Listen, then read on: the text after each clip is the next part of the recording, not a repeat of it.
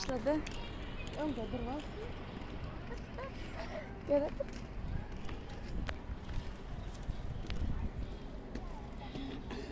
Geplecek mi?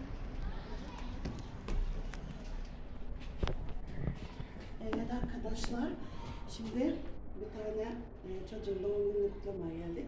Çocuk derken bir oğlanım. Acaba mı kolay gelsin size de bu arada. Teşekkür ederim. Kapıyı çal bakayım.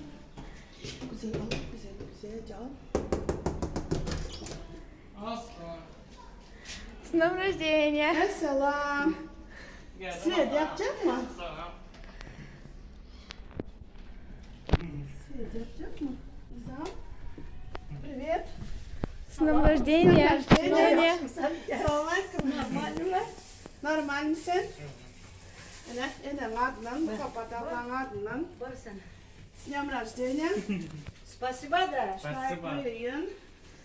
Çınar gitmeyin, işim var. сюрприз не тот. İndi. Yani gülüm. Rождения. С днем рождения. Güneş. С днем рождения.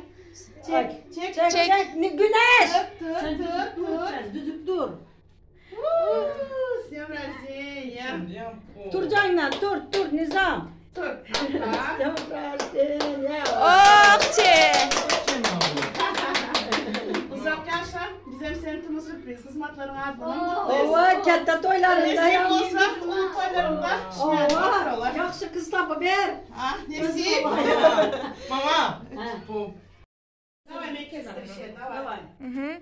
Hani serçek bek. Рождения! Rождения.